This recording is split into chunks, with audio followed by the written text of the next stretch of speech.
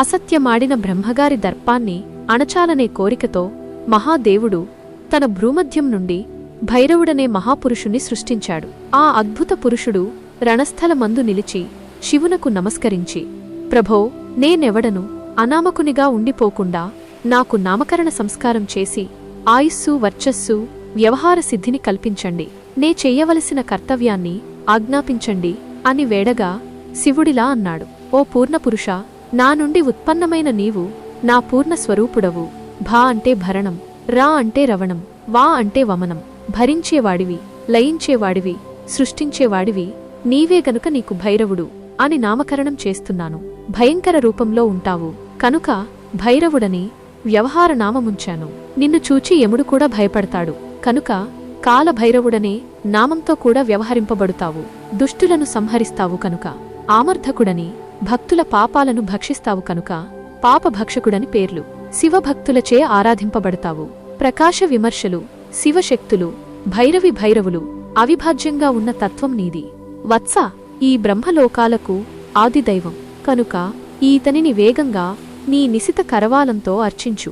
వెంటనే భైరవుడు శివుని ఆజ్ఞ మేరకు బ్రహ్మగారి కేశపాశాన్ని గుప్పిట బంధించి అసత్యమాడిన ఆయన పంచమ ముఖాన్ని ఖండించి మెరపులను కురిపిస్తున్న కరవాలాన్ని అదే వేగంతో త్రిప్పుతూ బ్రహ్మగారి తక్కిన శిరస్సులను కూడా ఖండించబోయాడు. అంత బ్రహ్మగారు అలంకారములూడా, జుట్టుముడివీడా, ఉత్తరీయపు జాడ మరిచి చండమారుతానికి చలించే లతలా వణికిపోతూ మొదలు నరికిన అరటి చెట్టులా భైరవుని పాదపద్మాలపై పడ్డాడు. అంత దయాళువైన విష్ణువు దీనుడైన బ్రహ్మను రక్షించాలనే ఉద్దేశ్యంతో మహాదేవుడైన శివుని పాదపల్లవాలను కన్నీట అభిషేకించి కృతాంజలి అయి పిల్లవాడు తన తండ్రిని ప్రార్థించి నట్లుగా ఇలా దీనంగా ప్రార్థించాడు. శంకరా, ఈ బ్రహ్మకు పంచముఖాలను ఈశ్వర చిహ్నంగా ఉద్దేశపూర్వకంగా నువ్వే ఇచ్చావు కదా, అందువల్ల ఆదిజుడైన ఈ బ్రహ్మను క్షమించు.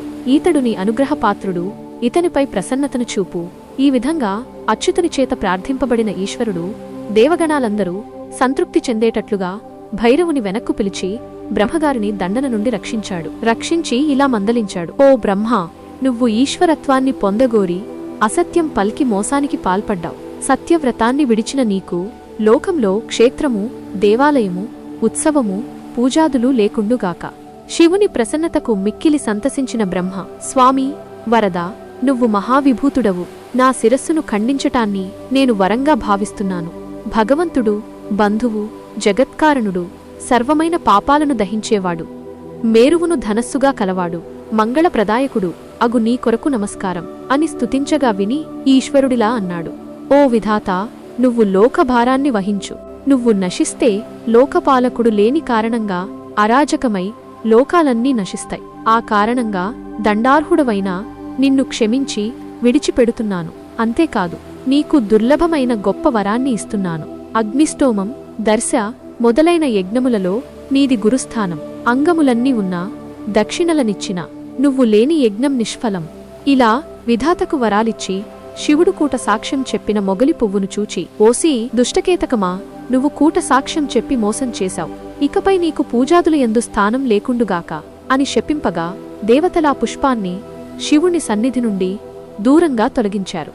శివుని శాపానికి ముఖం ముడుచుకున్న కేతకి, ఓ నాథా, నీకు నమస్కారం. నీ ఆజ్ఞచే నా జన్మ నిష్ఫలమైంది. తండ్రి, నా పాపాన్ని క్షమించి నా జన్మను సఫలం చెయ్యండి. తెలిసిగాని తెలియకగాని చేసిన పాపం నీ నామస్మరణ చేతనే నశిస్తుంది కదా. అట్టి నిన్ను నే దర్శించాను. ఇక నాకు అనృత దోషమెక్కడా అని సభామధ్యమందు స్తుతించగా శివుడిలా అన్నాడు, ఓ కేతకి, నిన్ను నే ధరించను. అంతేకాదు, నువ్వు చేసిన తప్పుకు శిక్షగా నువ్వెప్పుడు ముడుచుకొనే ఉంటావు. ఇతర పుష్పాలవలే నీకు వికసనం లేకపోవుగాక. నీకొక్క వరమిస్తున్నాను. నా భక్తులు నిన్ను ప్రీతితో ధరిస్తారు. నిన్ను మించిన ఆరోగ్యప్రదమైన పుష్పం భూలోకంలో మరేదీ ఉండదు. ఛత్రరూపంలో నువ్వు నాపై ఉంటావు. మహాదేవుడైన ఈశ్వరుడు ఈ విధంగా బ్రహ్మవిష్ణువులను అనుగ్రహించి కేతకీ పుష్పానికి ఉన్నత స్థానమిచ్చి సర్వదేవతా సమూహం స్తుతింపగా సర్వోత్కృష్టుడై విరాజిల్లుతున్నాడు.